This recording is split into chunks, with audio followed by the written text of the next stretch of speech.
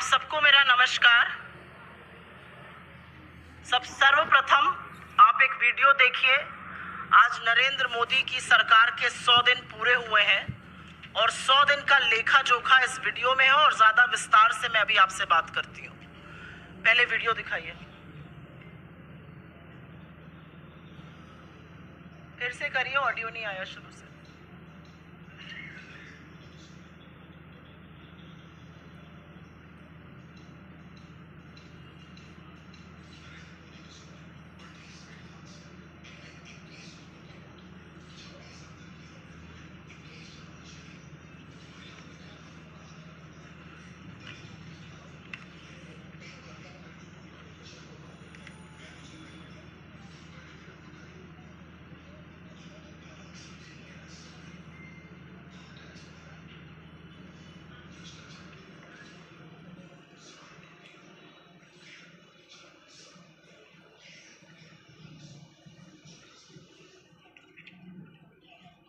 ये छोटा सा रिपोर्ट कार्ड दिखाने के बाद आपसे विस्तृत रूप से चर्चा करेंगे। आज नरेंद्र मोदी की सरकार के 100 दिन पूरे हुए हैं और ये 100 दिन इस देश की अर्थव्यवस्था पर, इस देश के युवाओं पर, महिलाओं पर, इस देश की रेलवे पर, इस देश के इंफ्रास्ट्रक्चर पर, इस देश के इंस्टीट्यूशंस पर, भ्रष्टाचार के खिलाफ मार पर बहुत भारी पड़े हैं। इन 100 दिनों ने यह साबित कर दिया है कि नरेंद्र मोदी के पास किसी भी समस्या का कोई समाधान नहीं है, कोई विजन नहीं है और समस्याओं से मुंह मोड़ना, रण छोड़ के भाग जाना उनकी पुरानी आदत आज भी बरकरार है। 100 दिन में सरकार का हर पल अस्थिरता का, अनिर्णायकता का और अपरिपक्वता का प्रतीक है। इन 100 दिनों में उस गुब्बारे में बहुत हवा भरने की कोशिश की गई, लेकिन लोकसभा चुनाव में इस देश की जनता ने ऐसी कील चुभोई उस गुब्बारे में कि हवा भर नहीं पाई। और असलियत यह है कि जो मोदी जी चुनाव प्रचार प्रसार के दौरान अपने पहले 100 दिन के प्लान का जिक्र करते थे, उनके सामने विफलताओं का एक पुलिंदा खड़ा है। और हमारा सवाल है कि क्या है प्लान? प्लान यह है कि आप बैसाखियों पर आ जाकर खड़े हैं, आपने यू टर्न की सरकार के नए कीर्तिमान स्थापित किए हैं, रेल ध्वस्त है, इंफ्रास्ट्रक्चर ध्वस्त है, महिला सुरक्षित है, बेरोजगारी नित नया चरम छू रही है। यही है आपका रिपोर्ट कार्ड। मैं सिलसिलेवार तरीके से और जो एडजॉइनिंग पिक्चर होगी वो आपको जिस बिंदु को हम डिस्कस कर रहे हैं उसका प्रतीक होगी। पहला रिपोर्ट कार्ड का हिस्सा जो है वो नरेंद्र मोदी की यू टर्न सरकार, उसके बारे में चर्चा करेंगे। यू टर्न सरकार पिछले 100 दिन से चल रही है और यू टर्न करने को मजबूर इस देश के लोकतंत्र ने किया है, इस देश के विपक्ष ने किया है, इस देश के लोगों ने किया है। अहंकार अब नहीं चलेगा और यू टर्न सरकार को करना पड़ेगा। अगर आपका कोई गलत नतीजा देश के लोगों को कुप्रभावित करता है तो वो कानून नहीं बनेगा और आपको लगातार उस पर यू टर्न कराकर ही हम दम लेंगे। लैटरल एंट्री, जिसमें कि आरक्षण को ताक पर रखा गया और उसके बाद लैटरल एंट्री का प्रबंध किया गया, हमने आवाज उठाई, लोगों में आक्रोश हुआ, लैटरल एंट्री पे यू टर्न हुआ। कहते थे ब्रॉडकास्ट बिल लाएंगे, जो स्वतंत्र पत्रकार हैं, जो कठिन सवाल कुछ पूछते हैं, जो आईना दिखाते हैं, उनका मुंह बंद करने की, उनकी आवाज को दबाने की कोशिश होगी। इतना प्रतिकार हुआ उस पर, इतना विरोध हुआ कि उस बिल पर भी यू टर्न करना पड़ा। फिर बोला वक्फ बोर्ड बिल लाएंगे। ये कुछ नहीं था, ये सिर्फ पोलराइजेशन का, तुष्टीकरण का एक माध्यम था। और असलियत यह है कि समूचे विपक्ष ने खड़े होकर इस देश के लोगों ने आपको मजबूर किया, आपको उसको जेपीसी भेजना पड़ा। ये पहला कानून है जो 2019 के बाद आपने जेपीसी भेजा। आपने मिडिल क्लास पर इंडेक्सेशन लादने की कोशिश करी, एलटीसीजी टैक्स लादने की कोशिश करी। मिडिल क्लास का आक्रोश देखकर, विपक्ष की पहल देखकर आपको इंडेक्सेशन वापस लेना पड़ा। आप बड़ी बड़ी बातें करते थे, एनपीएस बहुत अच्छा है, ओपीएस खराब है, एनपीएस से बड़ा कुछ है ही नहीं, और एनपीएस को भी वापस लेकर आपको एक यूपीएस लाना पड़ा। तो मैं क्यों ना कहूं कि 100 दिन जो है वो लगातार यू टर्न का प्रतीक है। पर इन 100 दिनों में अगर एक संसाधन, एक संस्थान की बर्बादी हुई है तो वो है भारतीय रेल। और अगर उसका ग्राफिक ऊपर आ जाए तो आपको दिखाई देगा कि 100 दिन में 38 बड़े रेल हादसे हुए हैं और उन 38 बड़े रेल हादसों में 21 मौतें हुई हैं। असलियत यह है कि पिछले साल जून में बालासोर में एक बड़ा रेल हादसा हुआ और ऐसा लगता था कि सरकार उससे कुछ सबक सीखेगी, सरकार रेल को सुचारू रूप से चलाने का कोई प्रबंध करेगी। लेकिन फिर जून में कंचनजंगा ट्रेन का हादसा हुआ और ऐसा कोई दिन नहीं बीतता है जहां पर या तो कोई रेल पटरी से ना उतरी हो या इंजन पटरी से ना उतरा हो या रेल हादसा ना हुआ हो। और असलियत यह है कि 21 मौतों के बाद कवच अभी भी 2 किलोमीटर पर लग रहा है सालाना। और इस देश के रेल मंत्री, जो रील मंत्री बनने में ज्यादा मशगूल हैं, वो बेशर्मी से खड़े होकर कहते हैं ये छोटी छोटी घटनाएं हैं। रेल का पटरी से उतर जाना, रेल हादसे होना, एक नहीं दो नहीं 38 रेल हादसे होना। और अगर मैं 2023-24 के साल की बात करूं तो 313 हादसे ऐसे हुए, मौतें हुई। पिछले 100 दिन में 38 रेल हादसे इस देश के रेल मंत्री के लिए छोटी छोटी बातें हैं। बड़ी बड़ी लफ्फाजी की जाएगी, रेल को हम ये बना देंगे, वो बना देंगे, लेकिन असलियत यह है कि एक दिन नहीं बीतता है जब रेल पटरी से ना उतरी हो। 21 लोग जिन्होंने अपनी जान गंवाई, वो किसी के पिता थे, किसी के पुत्र थे, किसी की मां थी, किसी की बेटी थी, किसी की बहन थी। समझाइएगा उनको जाकर कि ये छोटी छोटी बातें हैं।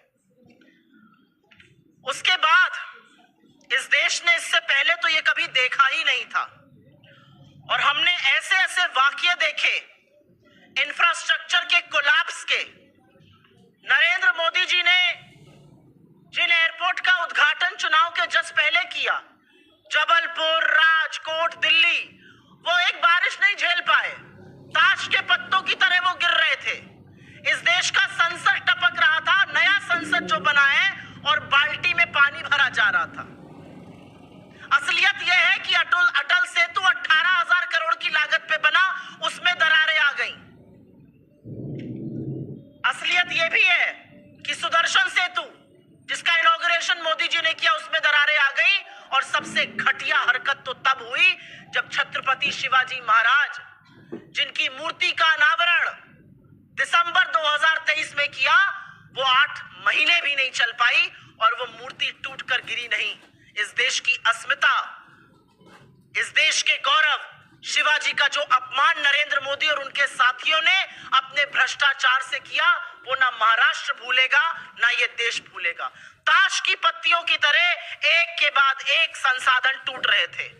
कितनी ही सड़कें, कितने ही पुल टूट टूट कर गिर गए। और यह अनेक्शन के साथ हम आपको दे रहे हैं, इसमें सारे हादसे क्रमवार तरीके से, डेट वाइज तरीके से लिखे गए हैं।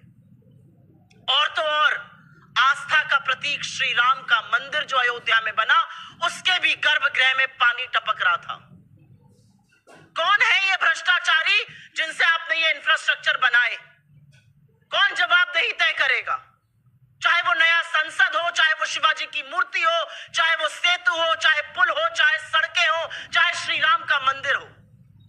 ताश के पत्तों की तरह एक के बाद एक इंफ्रास्ट्रक्चर लगातार टूट टूट के गिर रहा था।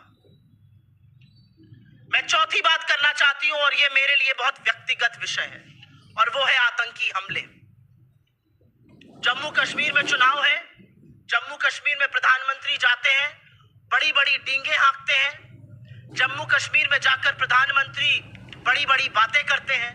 लेकिन असलियत यह है कि जिस डोडा में खड़े होकर नरेंद्र मोदी भाषण दे रहे थे 48 घंटे पहले, उसी जम्मू कश्मीर के, उसी जम्मू के किश्तवाड़ में हमारे 2 सैनिक शहीद हो रहे थे। असलियत यह है कि जम्मू कश्मीर में पिछले 100 दिनों में 26, एक नहीं, 2 नहीं, 3 नहीं, 26 आतंकी हमले हुए हैं, जिसमें हमारे 21 शहीद हुए हैं सैनिक, करीब करीब 30 सैनिक इसमें घायल हुए हैं, 15 नागरिकों की मौत हुई है और 47 से ज्यादा नागरिक घायल हुए हैं। और दिक्कत तलब बात यह है कि अब जो आतंकी हमले हो रहे हैं वो कश्मीर से ज्यादा जम्मू में हो रहे हैं। आप तो शांति बहाली की बात करते थे, लेकिन असलियत यह है कि आप कश्मीर में न श्रीनगर में, न अनंतनाग राजौरी में, न बारामूला में चुनाव लड़ने लायक थे। आप तो शांति की बात करते थे, लेकिन असलियत यह है कि 21 आतंकी हमले हुए, 26 आतंकी हमले हुए, हमारे 21 सैनिक शहीद हुए, लेकिन आपके मुंह से श्रद्धांजलि का और संवेदना का एक शब्द नहीं निकला। और ये मैं दावे से कहती हूं, नरेंद्र मोदी जो ट्वीट करने से बाज नहीं आते हैं, ढूंढ ढूंढ के एटलस पर देश ढूंढते हैं, कहां जाऊं अब मैं, किसको बर्थडे ग्रीटिंग दूं। 26 आतंकी हमले, और ये मैं 100 दिन की बात कर रही हूं। 2019 से आतंकी हमलों की सिलसिलेवार ये एनेक्शन में हम शेयर करेंगे, देखिएगा।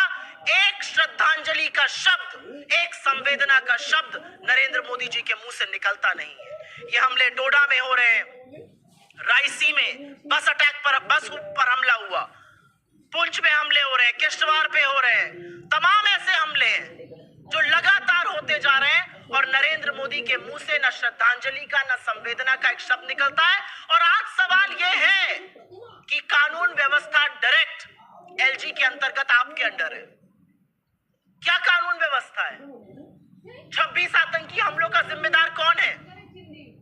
किसकी जवाबदेही सेट हो? जो 21 हमारे जांबाज शहीद हो गए, उनके परिवारों की आंख में आंख डालकर आप एक शब्द बोल सकते हैं? यह है आपका 100 दिन का रिपोर्ट कार्ड, 26 आतंकी हमले। उसके बाद हम बात करेंगे महिला सुरक्षा की। इस देश की आधी आबादी ने बड़े विश्वास से आपको 2014 में चुना था, लेकिन इस देश की आधी आबादी के साथ जो आपने, आपकी सरकारों ने, आपके गुर्गों ने किया, वो अक्षम्य अपराध है। हर व्यक्ति को क्रोध आना चाहिए, हर व्यक्ति को आक्रोश आना चाहिए, लेकिन 100 दिनों में 104 अपराध महिलाओं के खिलाफ जघन्य अपराध हुए हैं। 157 पीड़िताएं हैं इसमें। आपके शासित राज्यों में मुख्यमंत्री जिस शहर में है, उस शहर के चौराहे पर सार्वजनिक रूप से बलात्कार होता है, लेकिन आप एक शब्द नहीं बोलते। आप बंगाल पर बोलते हैं, बोलना चाहिए, लेकिन आप बदलापुर पर नहीं बोलते, आप बिहार पर नहीं बोलते, आप उत्तराखंड पे नहीं बोलते, आप उत्तर प्रदेश के फर्रुखाबाद पर नहीं बोलते। लेकिन आप कैसे बोलिएगा? क्योंकि आप तो वही है ना जो देश की बेटियों का यौन शोषण करने वालों के साथ लगातार खड़े रहे, और जब वो यौन शोषण करने वाला चार्जशीटेड आरोपी आज भी हमारी बेटी को बदनाम करता है, उसका चरित्र हनन करता है, तो आपके मुंह से एक शब्द नहीं निकलता। आपके अंदर हिम्मत नहीं है कि उसको अपनी पार्टी से निकाल बाहर करिए। आपके 100 दिनों में न अनपढ़ मजदूर खेत में सुरक्षित है एक महिला, न स्कूल में नाबालिग बच्चियां सुरक्षित है, न काम काज करने वाली महिलाएं सुरक्षित है, न मेले से आने वाली औरतें सुरक्षित है। तो सुरक्षित कौन है? इन 157 पीड़िताओं को आप क्या कहेंगे? 100 दिनों का फलसफा महिलाओं का ये है। आपका जो झुंझुना है ना, बेटी बचाओ बेटी पढ़ाओ, उसकी असलियत यह है कि आप बेटी को बचाने, बेटी को पढ़ाने के बजाय हर बार संरक्षण आरोपियों को देते हैं। आपके नरेंद्र मोदी के संसदीय क्षेत्र काशी में जघन्य गैंगरेप का मामला सामने आता है, बीजेपी की आईटी सेल के लड़के उसमें पाए जाते हैं, उनको बेल मिलती है तो उनका आजादी के मतवालों की तरह स्वागत होता है, केक काटा जाता है, मालाएं पहनाई जाती है। यह है आपका 100 दिन का फलसफा महिला सुरक्षा को लेकर। इसके बाद बात करनी पड़ेगी युवाओं की, क्योंकि युवाओं के बारे में बात किए बिना तो कुछ हो ही नहीं सकता। इस देश की 65% आबादी 35 वर्ष से कम आयु की है, और यह है आपकी उनके लिए प्लान, यह है आपके उनके लिए संयोजनाएं। इन 100 दिनों में लगातार पेपर लीक हुए हैं, इन 100 दिनों में इम्तिहान कैंसिल हुए हैं, इन 100 दिनों में आपकी विफलताओं का पुलिंदा यह है कि स्टूडेंट्स रोते रहे, माँ बाप पेट काट करके बच्चों को पढ़ाते हैं, बच्चे गाजर मूली की तरह बसों ट्रेनों में भरकर जाते हैं, इम्तिहान देते हैं, और पता चलता है पेपर लीक हो गया। नीट की परीक्षा का पेपर लीक हुआ, नीट में धांधली के, धोखाधड़ी के कई मामले सामने आए। आपने नीट पीजी का एग्जाम कैंसिल किया, आपने यूजीसी नेट का पेपर लीक हुआ इसलिए एग्जाम कैंसिल करना पड़ा, जॉइंट सीएसआईआर यूजीसी नेट का इम्तिहान कैंसिल हुआ, एनसीईटी का पेपर लीक हुआ, लगातार पेपर लीक हो रहे हैं। और ये मैं सिर्फ 100 दिनों की बात कर रही हूं, क्योंकि 10 साल के फलसफा में तो सीबीएसई का इम्तिहान भी लीक हो गया। 10 साल का फलसफा तो यह है कि आपके लोग पेपर लीक के घोटाले, उनके स्कैम, उनके स्कैंडल में लिप्त पाए जाते हैं।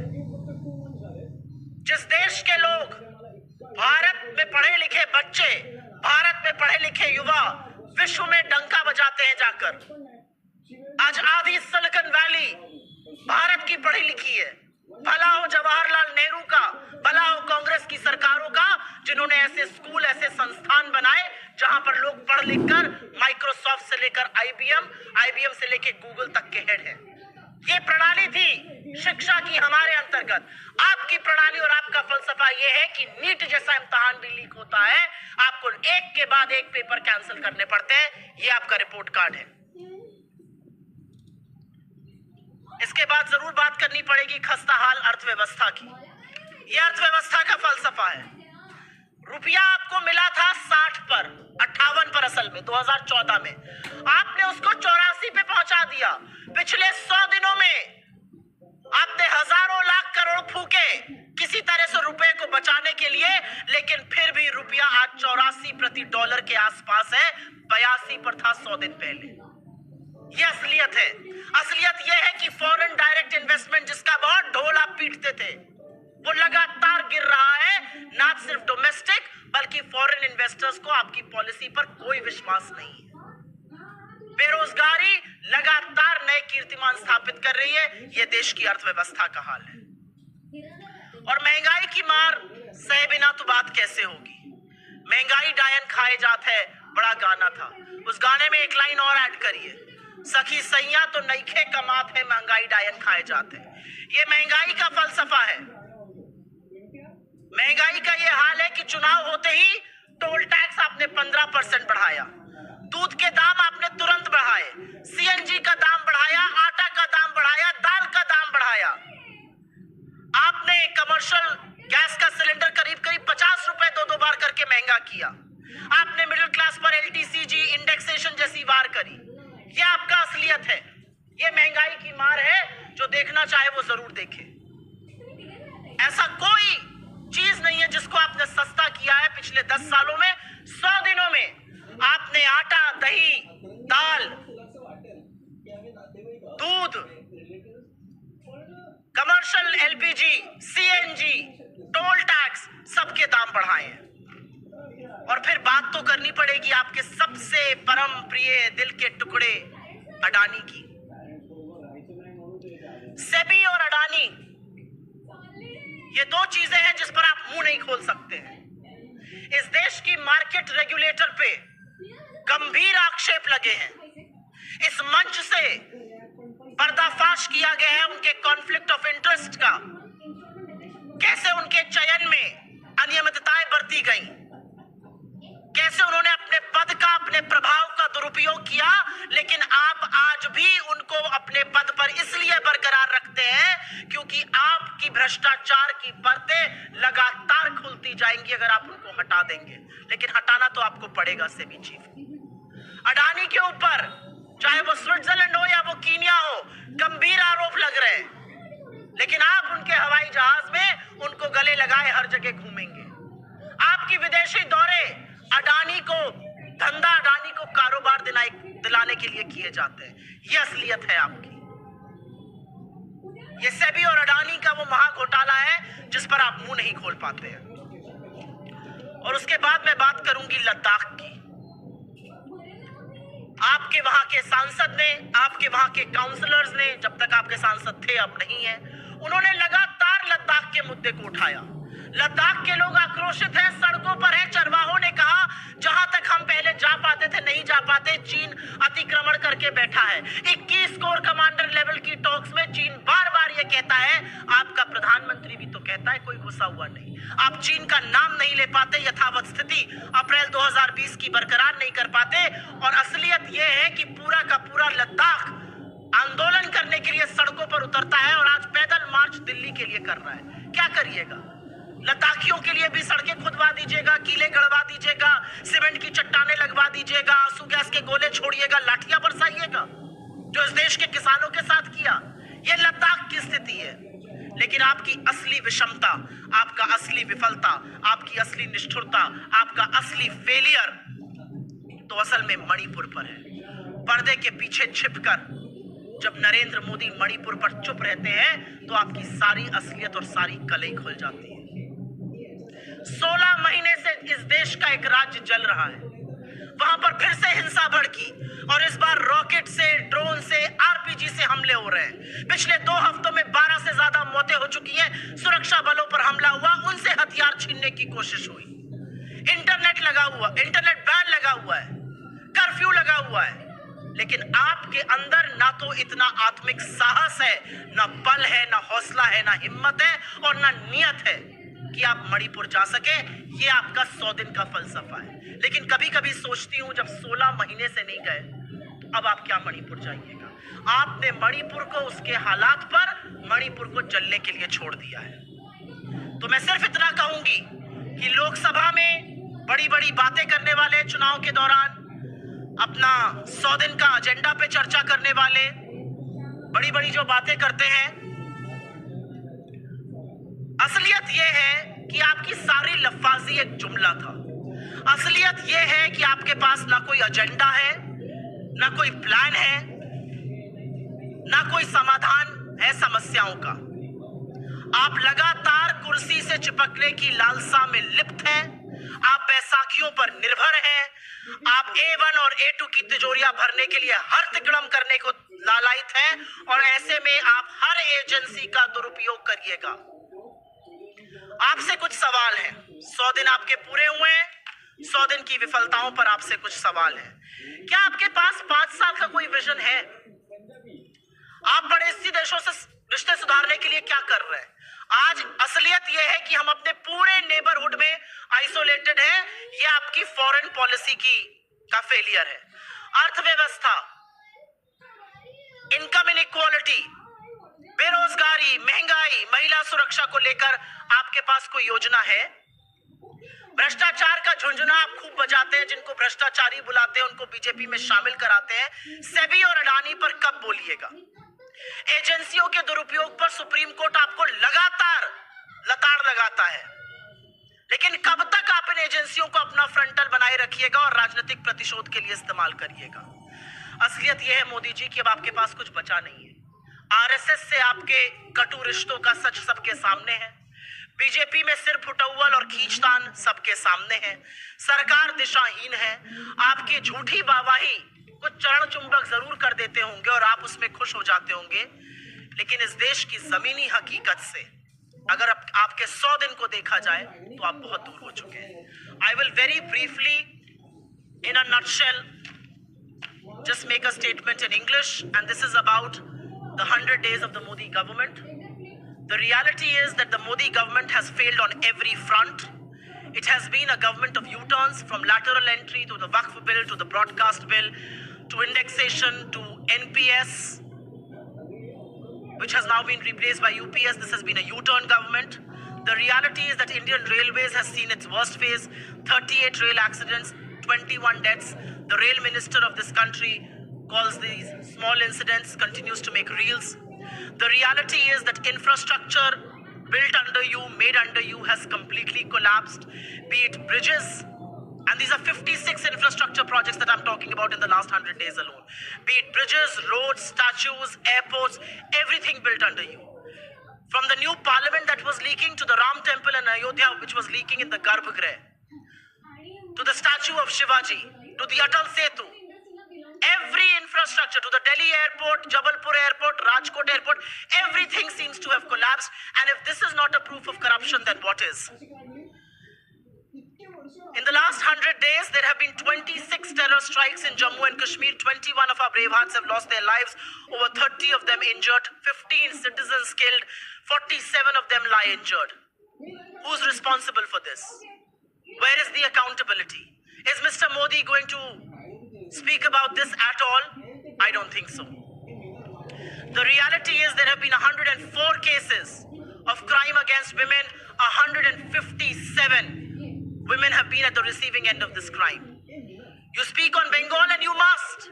But why do you not speak on Badlapur? Why do you not speak on Bihar? Why do you not speak on Uttarakhand? Why do you not speak on UP? Why is it that the BJP IT cell members accused of gang rape in IIT BHU are given a hero's reception when they get bail? And this is something I'm quoting from your parliamentary constituency. Let's talk about youth. The NEET paper leak. The many discrepancies found in it. The NEET PG exam was cancelled. UGC NET paper leaked. Joint CSR UGC NET cancelled. NCET paper leak. NEET PG pariksha jo radd hui thi. Let's talk about the economy. The reality is you were handed over the rupee at 58 to $1 in 2014. You have taken it down to nearly levels of 84. 100 days back, the rupee was at 82 to $1. Despite you pumping in a lot of money to somehow arrest the fall of the rupee is at dangerously close levels of 83.92 when I last checked today. The reality is FDI has consistently fallen. It's down at about 45% from its peaks. The reality is that unemployment is breaking new barriers every day. High prices. People in this country are reeling under high prices, but you clearly don't seem to care. As soon as elections were over, toll prices were increased by 15 rupees, CNG prices shot up, commercial LPG prices shot up, common flour to pulses to milk prices, all of that shot up. You troubled middle class with LTCG, with indexation, and that tells you how much trouble you can create for the middle class. I cannot not speak about the SEBI and the Adani conundrum. India's market regulator finds, and the chief of India's market regulator finds herself in the middle of a huge scandal. All kinds of allegations have been raised. From this very platform, my colleague Pawan Khera has consistently exposed Madhvi Puri Butch, but you do not speak a word. Allegations against Mr. Adani are coming from Switzerland and Kenya, but you do not speak a word. For how long are you going to keep quiet? Allegations of misuse of office, of conflict of interest, of various things has come against India's market regulator. Where is the faith that domestic and foreign investors must have in our markets? I cannot not speak about Ladakh. There is a delegation of people from Ladakh marching from Ladakh to Delhi against the Chinese occupation. They have consistently raised questions on that. They have consistently asked for your attention. What are you now going to do? Are you going to dig roads? Are you going to put cement blocks? Are you going to stop them with tear gas? What are you going to do to these people? And when are you going to speak on Ladakh? And last but not the least, what is your plan for Manipur?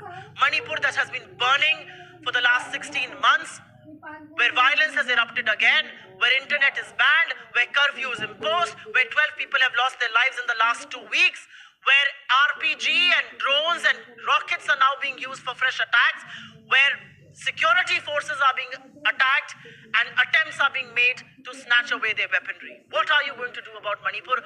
Will you never go to Manipur, Mr. Prime Minister?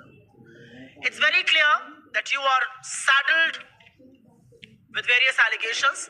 It's very clear that your relationship with RSS is at an all-time low.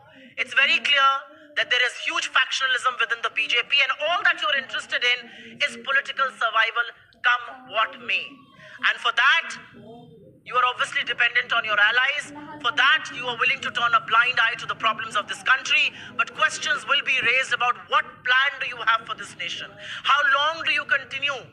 Do you plan to continue to misuse our agencies? What are you going to do about women's security? What are you going to do about unemployment, to rein in prices? There are various issues that face this nation. And on all those fronts, you have miserably failed this country. ये 100 दिन का फलसफा है. हम आपके साथ हर अनेक्षर को, इस पूरी प्रेस रिलीज को, इन सारे प्रतीकात्मक ग्राफिक्स को साझा करेंगे. आपके सवालों का स्वागत है. मैम, आपने 100 दिन की बात की है. इन्हीं 100 के जो अभी पहले अगर इसके बारे में बात कर लें तो मैं अनुग्रह 100 दिन में ही वो 4 दिन भी तो है.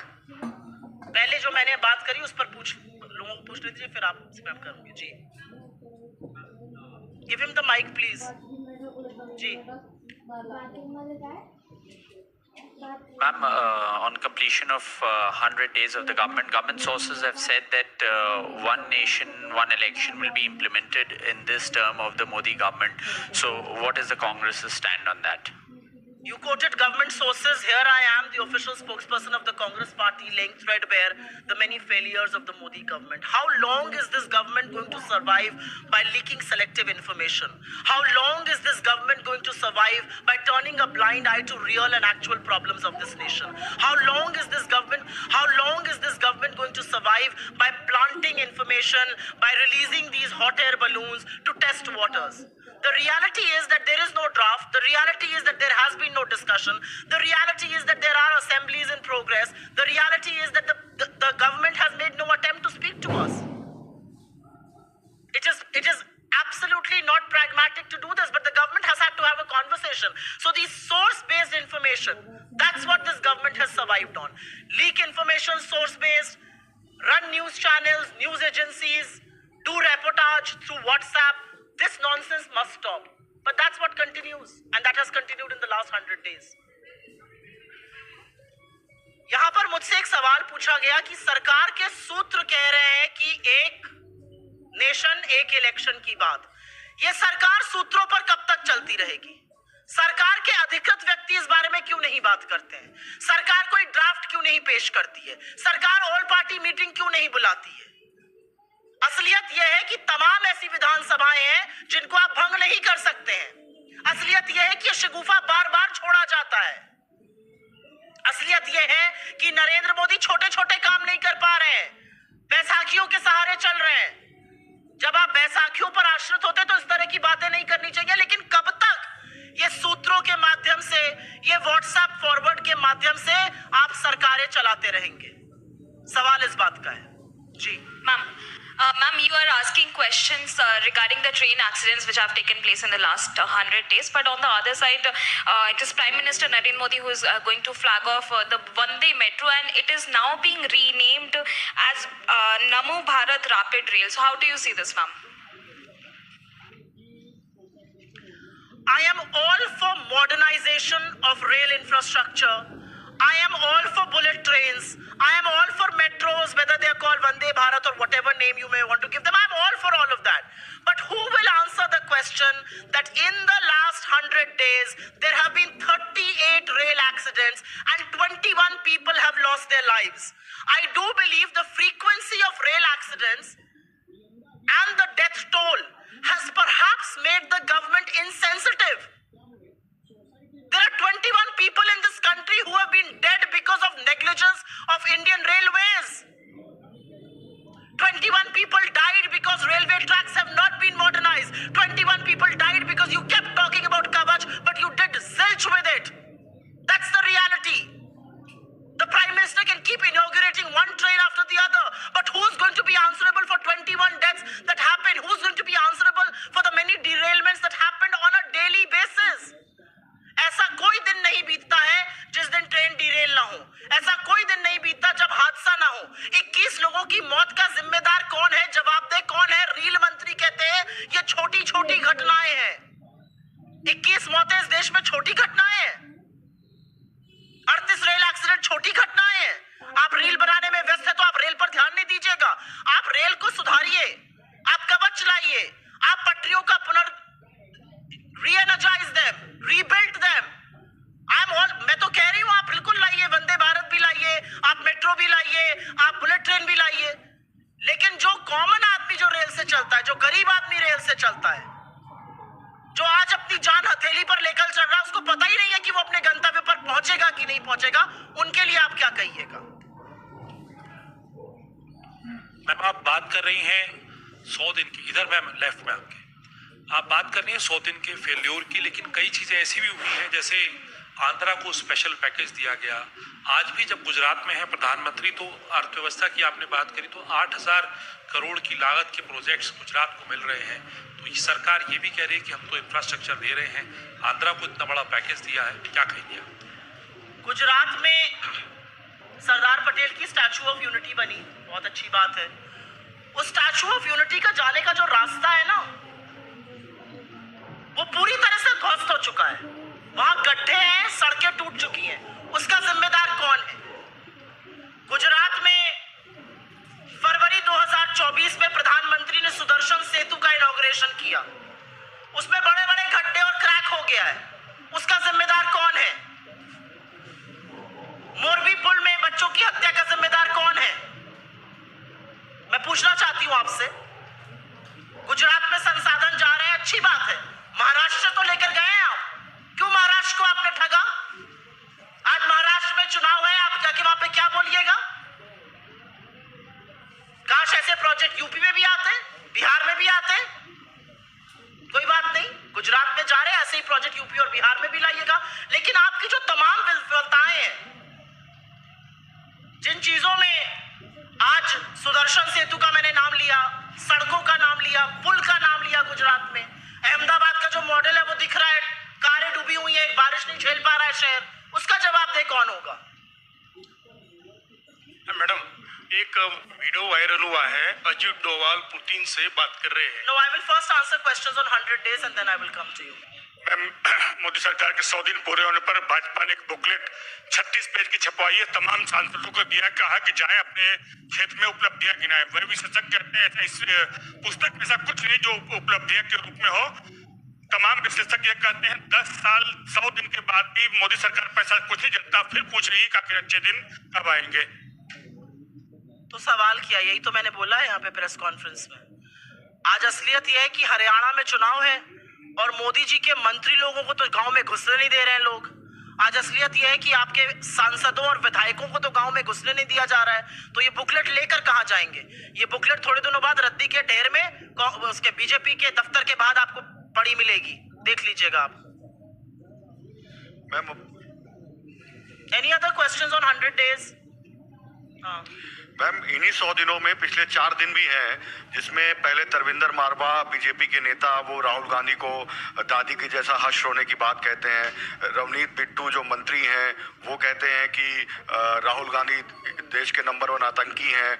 और आज शिवसेना सिंधे गुट के नेता है, विधायक है संजय गायकवाड़, उनका कहना है कि राहुल गांधी की जीभ काट के लाने वाले को 11 लाख का इनाम दिया जाएगा। इस तरीके की लगातार पिछले 100 दिनों में से 4 दिन में बयानबाजी हुई है और कांग्रेस पार्टी का कोई धरना प्रदर्शन नाराजगी सिर्फ बयानों में दिख रही है। मैं जो कर सकती हूं वो तो मैं करूंगी, और मेरा काम बयान देना है और यहाँ पे प्रेस वार्ता करना है और सोशल मीडिया चलाना है। आपने 3 चीजों का जिक्र किया। इस देश में लोकतांत्रिक व्यवस्था में 5 बार के चुने हुए सांसद इस देश के नेता प्रतिपक्ष के लिए जिन शब्दों का प्रयोग बीजेपी या उनके घटक दल कर रहे हैं, इस हिंसा पर वरद हस्त किसका है? ये सारे नफरती चिंटू इस तरह की बात कैसे कर पा रहे हैं? असल आतंकी ये है, इनकी जगह जेल में है, ये जेल कब जाएंगे? और अगर इनको नरेंद्र मोदी और अमित शाह का संरक्षण नहीं है तो क्या इनकी हैसियत और हिम्मत है कि ये इस तरह की बातें कर ले? आपने एक आदमी का नाम लिया, वो और भौंके तो देश को उसकी असलियत और पता चलेगी। पंजाब ने आपको पैदल कर दिया, अभी भी आप अपना पाठ नहीं पढ़े हैं। जिसकी राजनीति राहुल गांधी के आगे पीछे घूमकर चमकी, जब वो इस तरह की बातें करता है तो शर्म आती है। लेकिन असलियत यह भी है कि जब आप कांग्रेस के सगे नहीं हुए तो बीजेपी में आपके ऊपर भरोसा कौन कर रहा है? तो आप सिर के बल खड़े होकर चिल्लर पार्टी की तरह चिल्लाएंगे, इस तरह के बेतुके बयान देंगे। लेकिन नेता प्रतिपक्ष के खिलाफ हिंसात्मक बयान देना, हिंसा की बात करना एक लोकतंत्र में बिल्कुल भी बर्दाश्त नहीं किया जा सकता है। और मैं इस मंच से कहती हूं, अगर नरेंद्र मोदी और अमित शाह इन सब लोगों के खिलाफ एक्शन नहीं लेते हैं तो यह आपके इशारे पर कहा जा रहा है आपका संरक्षण प्राप्त है। इस देश में लोकतंत्र में हिंसा की लेश मात्र जगह नहीं है। अगर आप लगातार इन चीजों को होने दे रहे हैं तो यह आपके इशारे पर चीजें हो रही हैं और कही जा रही हैं। राहुल गांधी को इन चीजों से रत्ती भर फर्क नहीं पड़ता है। राहुल गांधी अपना काम बेखौफ होकर कर रहे हैं। राहुल गांधी वो व्यक्ति है जिसने देश के 4,500 से ज्यादा किलोमीटर पैदल नाप दिए, कन्याकुमारी से कश्मीर। उन्होंने मणिपुर से मुंबई तक इस देश को जोड़े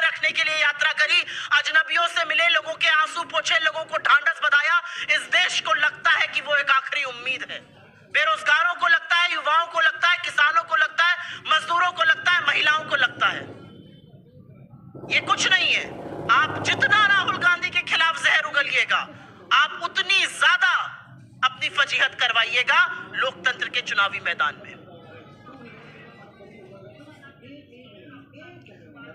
There are multiple incidents that you and your colleagues have quoted here of absolutely disgusting remarks made against Rahul Gandhi. Who is Rahul Gandhi? He's a 5-term elected MP.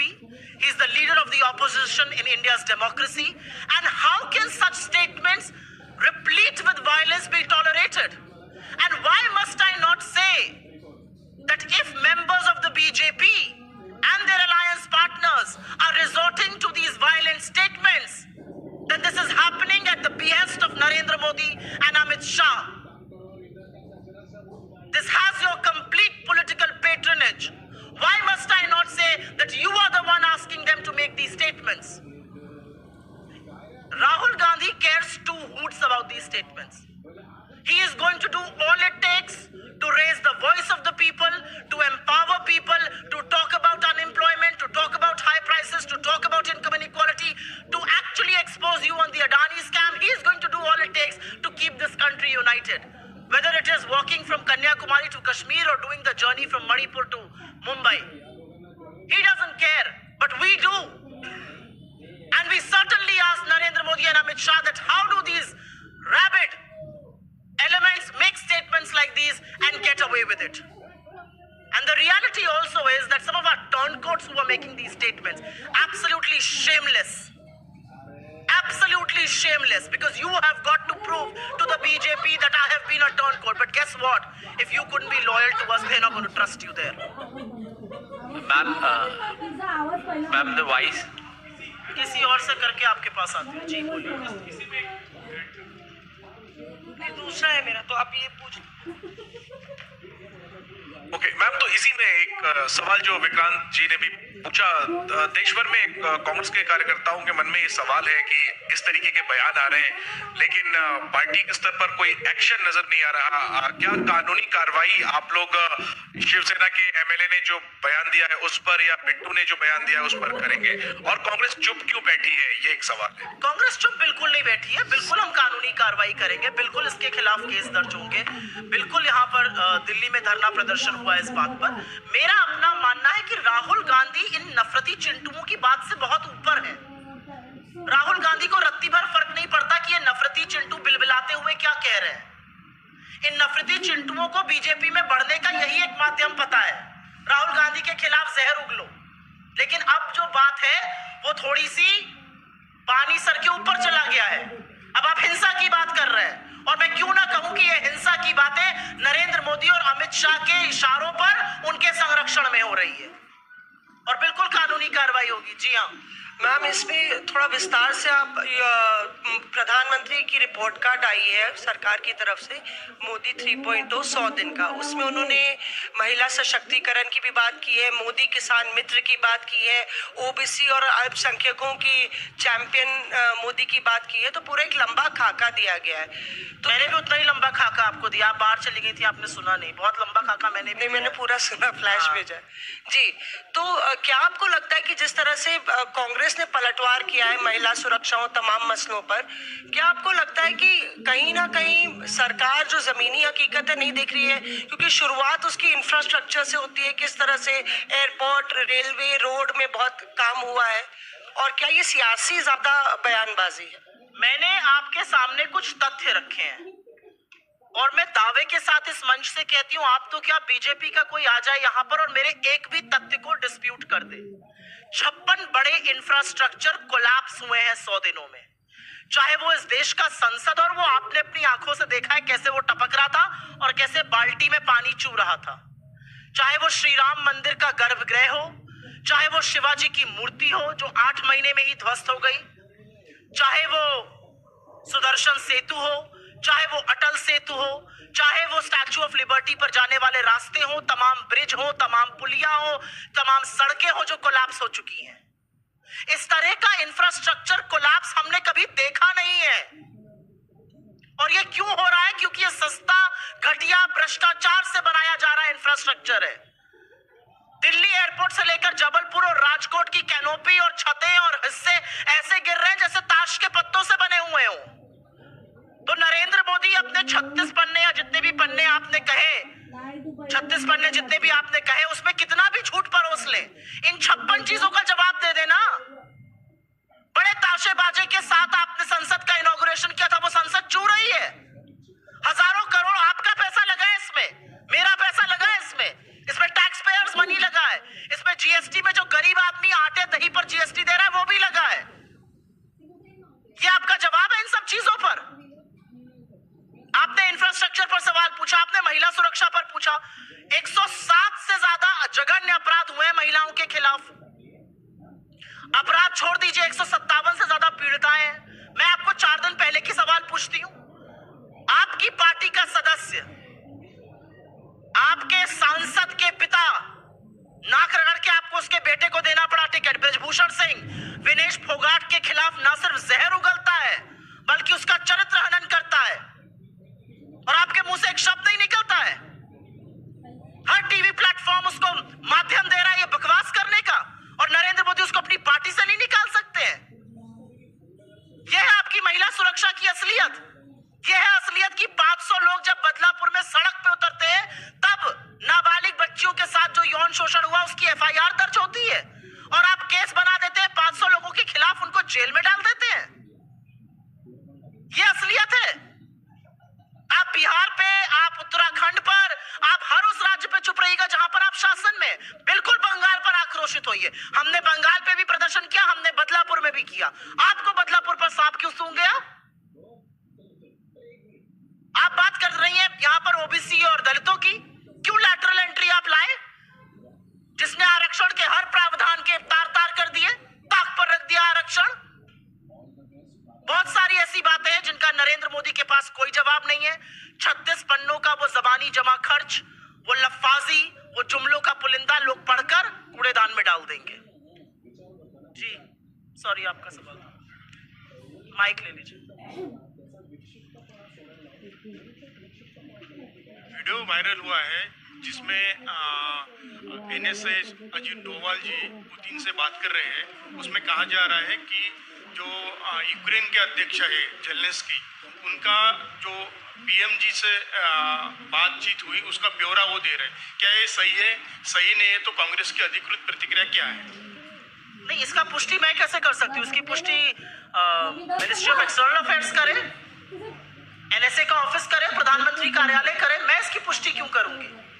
वो कुर्सी की एज पर बैठे हैं, कुर्सी से बिल्कुल खड़े हैं, गिरने वाले हैं, वो जेलेंस्की की बातें बता रहे हैं, वो बिल्कुल, कुछ लोग कह रहे हैं कि वो शायद बिल्कुल एज, मैंने वो तस्वीर देखी है, अब वो सही है गलत है क्या है, इसकी पुष्टि तो विदेश मंत्रालय करेगा।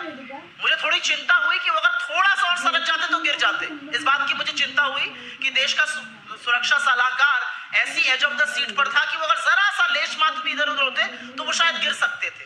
ऐसी क्या, इतना क्या डरना है?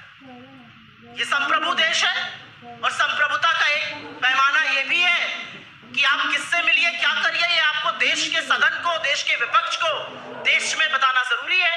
दूसरे को जाके ब्यौरा क्यों दिया जा रहा है? लेकिन मैं अपना जो टिप्पणी है इस पर इसलिए रिजर्व रखूंगी क्योंकि बहुत सारी प्रतिक्रियाएं आ रही हैं और इन प्रतिक्रियाओं का जवाब इस देश के विदेश मंत्रालय को, पीएमओ को जरूर देना चाहिए। देखकर यह दुख हुआ कि हिंदुस्तान जो रीढ़ की हड्डी सीधी करके सीना तान के बैठता था दुनिया के सामने, हिंदुस्तान में जहां पर ऐसी प्रधानमंत्री हुई कि अमेरिका के लाख विरोध के बावजूद आंख में आंख डाल के पाकिस्तान के 2 टुकड़े करके विश्व का भूगोल बदला, वहां के सूचना सलाहकार ऐसी सीट की एज पर बैठे थे कि बेचारे गिर जाते। Ma'am, since the US visit of Rahul Gandhi, Vice President Jagdeep Dhankar is repeatedly attacking him, saying that the remarks reflect an anti-constitutional mindset. So how does the Congress look at his attacks and his criticism? I think you've got it wrong. I think Jagdeep Dhankar is criticizing a leader for defaming the country overseas. He means Mr. Modi. I think he's showing a mirror to Mr. Modi. Mr. Modi who went to China and said 2000 2014 से पहले जो लोग हिंदुस्तान में पैदा होते थे वो अपने भाग्य को कोसते थे। दक्षिण कोरिया में जाकर यही बोला, कनाडा में जाकर ये बोला, अमेरिका में जाकर बोला, ब्रिटेन में जाकर बोला, वो उनको दिखा रहे हैं। लास्ट चेक उपराष्ट्रपति का जो पद है वो बाईपार्टिजन है, वो किसी दल को बिलोंग नहीं करते हैं। लेकिन कान बंद करके अगर आप इस देश के उपराष्ट्रपति को सुनिए तो आपको क्या लगता है? इस बात का ज्यादा अच्छा जवाब तो आप दे सकते हैं। मुझे ऐसा लगता है कि इस मंच से मैं कुछ कहूंगी तो थोड़ा अमर्यादित हो जाएगा, थोड़ा वो परेशान हो जाएंगे, थोड़ा मेरे लीडर्स को बुला बुला के मेरे ट्वीट और इंस्टाग्राम पोस्ट दिखाने लगेंगे। और कोई सवाल? धन्यवाद।